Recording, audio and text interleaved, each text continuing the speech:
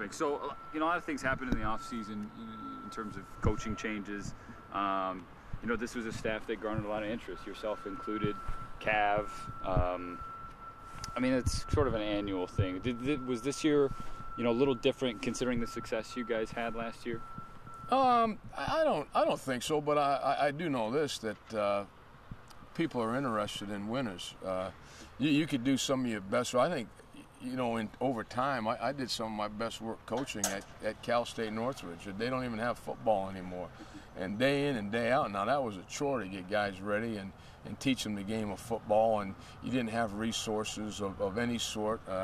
You were a football coach, and along with football coach, you were the academic advisor, you were the strength conditioning coach. You could wear any hat that you wanted, so you kind of go unnoticed. And I know one thing, when I was there was nobody ever interested. And shoot, I thought I did some of my best work. So it's all about, it's about perception. And, and that's it. I think that's great for Coach Riley and the staff that he's put together, that, guys on the staff get recognized. And those are some of the things that are out there in the media and the paper and whatever that people know about. And other coaches on the staff along the way have also had recognition from other staffs and see what their thoughts are as far as, hey, would you like to do this? Would you like to do that? And, I think truly everybody on this staff understands that the grass isn't always greener. We've got a great situation here from a standpoint of coming to work every day and being able to do just that. Coach John Robinson, that both Coach Riley and I work for, one thing that he always said in his staff meeting, and he believed, and Coach Riley has adopted the same thing, is as a head coach, you want to clear the deck so that the coaches can coach and they can recruit, and just take care of those two things and not have to worry about all this extraneous stuff that goes on in other places, all these other little duties that you have. And I really appreciate that. And then with Coach Riley, including everybody, that was from day one. I thought it was the strangest thing when we went to the San Diego Chargers that our families couldn't come up at dinner time and say hello or after practice. Fortune 500 company. What are we doing with these families around here? Get them out of here. And but everybody's included, and it's a great thing. So when you go and maybe you interview with somebody, or just go check on a job, and somebody, you're looking at somebody else in the eye, and you're trying to find out what's on the other side of that, because everything's always good on the way in.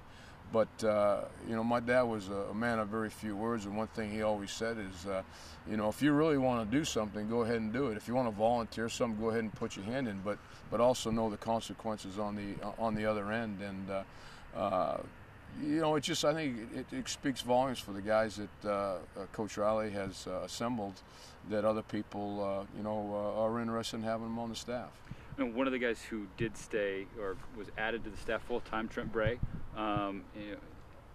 what does that mean to the staff now, having him here full-time? Because he was a guy that, some of the linebackers, DJ and Mike, I talked to them about it, and they were worried that he was going to leave, because, it seems like they've really taken to his style. Yeah, as a defensive coordinator and having those people, in my charge, and you want to have, you're only as good as the people that are around you. Trent was just a ferocious player. I don't even mean just physically. I mean from an attitude standpoint. If you're not cheating, you're not trying. Trent would go up and try to find the offensive playbook this time of year during spring ball, so he could get a jump on the competition. And we'd come back off the bus, the Beaver walk, getting ready to play a game, and he'd be up in the office with his bottom pads on, and I say, hey, where are you going? And he'd be going into the defensive staff room to look at a cut-up to get his eyes right. So he had his run reads and run fits and the clues that he could pick up from a standpoint of pass. And he's the same way as a coach. He lived with me this past year, so that way there he could save money because he was only a GA. And his personal life is one thing.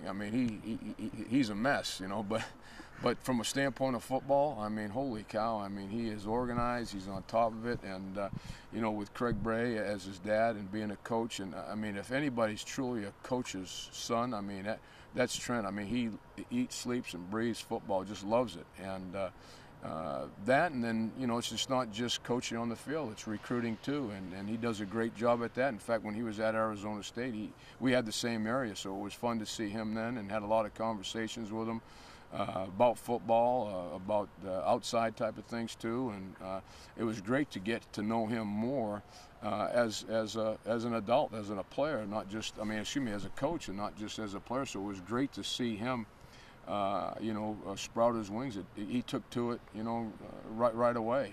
And when the opportunity came up to have him here as a graduate assistant, I mean, that was absolutely awesome. And as you know, we were operating with only 3 full-time coaches on the defensive side of the ball the year prior to that. So that was a great fit, and I think it's just fortunate that we've got him now as a full-time coach.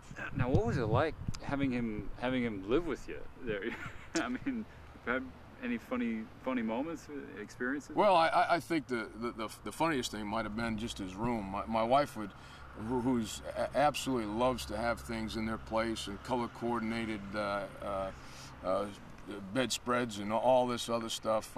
She had to keep his door of his room closed. We'll just leave it at that. But you know, over time, and again, that's, I mean, when you talk about a family atmosphere, I mean, everybody says that, but it's a bunch of lip service here. I mean, I've had, he lived with me, Mitch Musin lived with me.